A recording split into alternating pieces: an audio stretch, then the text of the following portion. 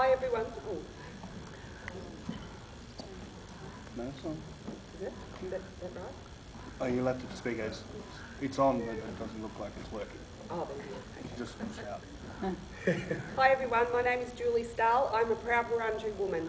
I'm honoured to perform the Welcome to Country here tonight at the special screening of Samson and Delilah, being held on Wurundjeri land.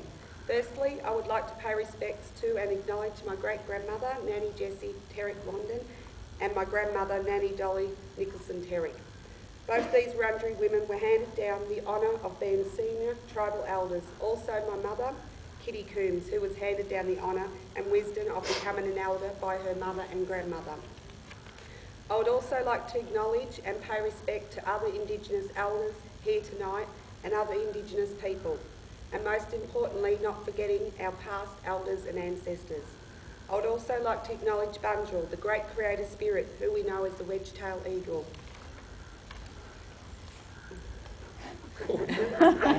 Good catch. That's right.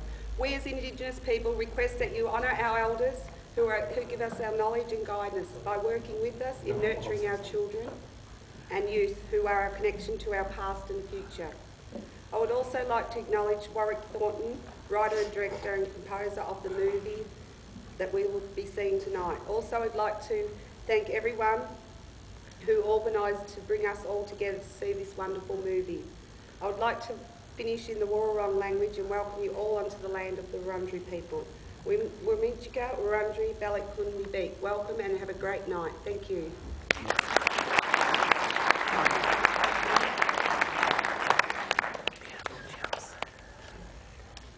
I'm Bernie Dirk and I work with Eastern Social Community Health, and it's through our association with Michael tonight, who manages the healing service, which we're a party to, that he's been able to get Warwick to be part of this extraordinary event for us tonight. Don't want to say very much other than just to acknowledge that we're grateful to be on the land of the Wurundjeri people, and we want to pass on our respect to those that are here present for those that have gone before us. And on behalf of Peter Rusler, who's the CEO of EACH, to say that he's really disappointed that he couldn't be here tonight. He's currently up in New South Wales in some of our organisations' programs up there, but he wants to pass on his best wishes to you tonight and hope that you enjoy this film. And I'm not going to say any more other than to introduce to you Michael Griffin, who runs the healing service, and it's through him, as I say, that we've been able to see Warwick here tonight. So, Michael.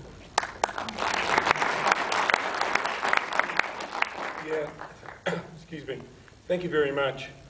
Look, I thought I'd just take the opportunity to talk about Warwick and his background and let people know how he went through life and how he's achieved in the way he has.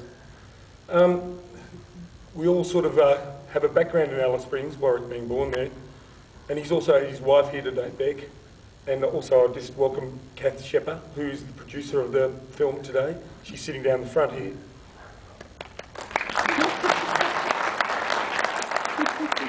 Thank you. I think it's a very important thing to think about when we're developing people, particularly Indigenous people, that in Warwick's background, he started his life as a DJ in an Aboriginal organisation called Karma. Karma was a radio station that also produced music and in the early stages produced film, and it still does. And it grew to probably the biggest Indigenous media organisation in Australia, and I think it still is. From that, an organisation, Imparja TV, now the biggest independent TV organisation in Australia, came from that. But Warwick came from the DJ system, saw an opportunity as a trainee in the video area, or what it was then. I think it was a truck. And he jumped in the truck one day and went off. He learned his skill, he went off and qualified himself and became a very highly skilled technician and a craftsman. His unique ability has to be that he's able to capture the unique spirit of Aboriginal people onto film and bring it to other people that probably aren't as aware of some of the things that we deal with in our day-to-day life.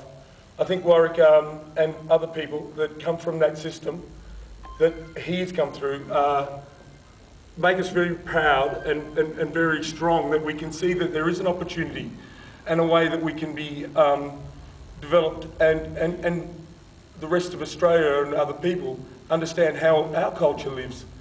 So with that, I might ask Warwick just to come forward. But before that, I think we should all put our hands together for his achievements and say thank you.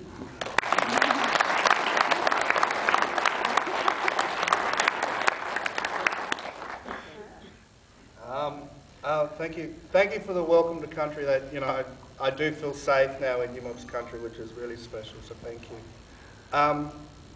Yeah, before becoming a DJ, as a very young teenager, there's one opportunity in Alice Springs, and that's getting drafted to the AFL for Aboriginal boys, you know. And I was probably the worst footballer you've ever seen in your entire life, so it kind of wasn't an option for me. But thankfully, CAMA was born, the Central Australian Aboriginal Media Association.